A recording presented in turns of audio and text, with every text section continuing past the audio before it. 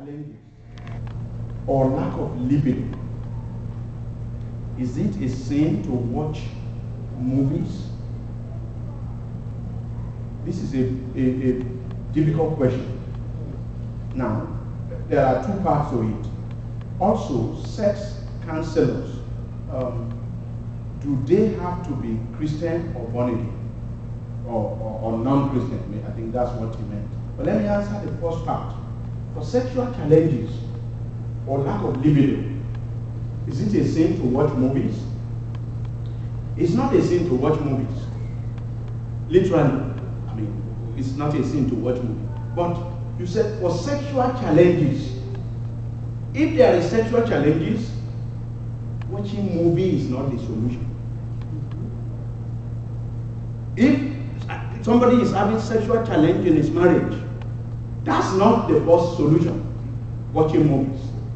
In fact, you really will find a counselor that will prescribe that as one of the solutions.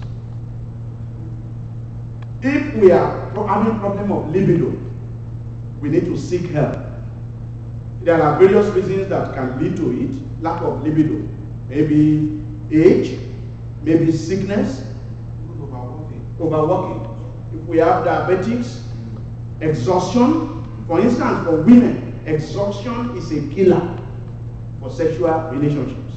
Every time a woman is exhausted, she's not in the mood to have sex. And especially when she's not connected to her husband.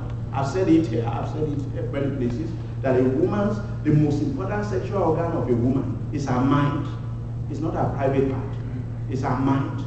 If a woman's mind is not settled, she will not release her body sexually. She will not.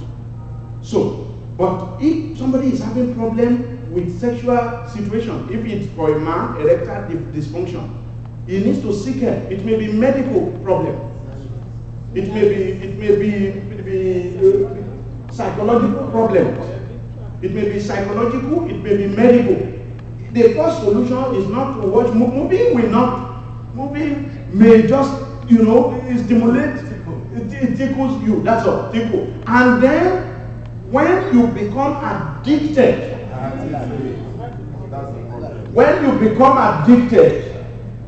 you become addicted to pornography. And there is serious danger there. You have not solved the first solution. In fact, when there is sexual dysfunction, when there is problem, my counsel is both of you should go for counseling. It's not one person's problem. It's the problem of both.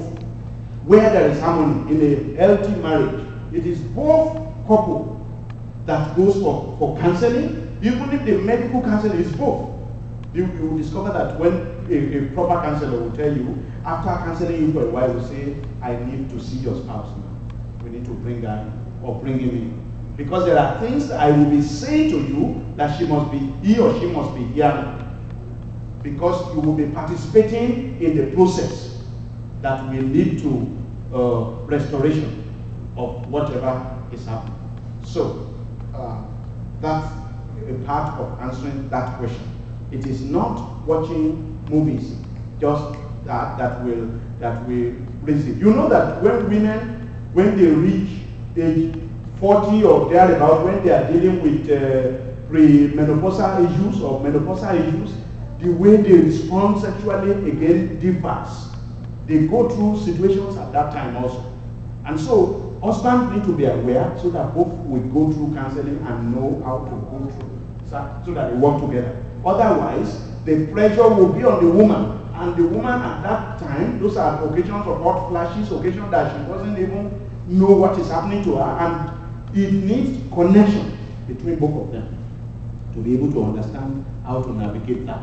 If it's the husband also, if it's both. And for counseling, I will always say a Christian counselor is better than a non-Christian counselor. I mean, a Christian counselor shares the same value with us. A Christian counselor that is balanced, that is unbiased, that is what? I thought is always better than a non-Christian counselor. Just like when I talk to our Africans in diaspora, our people, immigrants, I always tell them, if you want a counselor, look for somebody that understands your culture also. Because I've seen many of our folks go to counseling. If you go to counseling with a white man or an Afro-American who does not understand your culture, there are certain things you will tell him that is a norm in your culture. He will not. He will say, in fact, you are in serious abuse. You need to call police now. And it's a cultural issue. It's a cultural issue. You see, it's a cultural issue. If he doesn't understand it, he has never heard of such a thing before. And it's for us, it's not evil. It may not be good, we may need to change it to bend it, but he doesn't understand. So, are we good? Any more?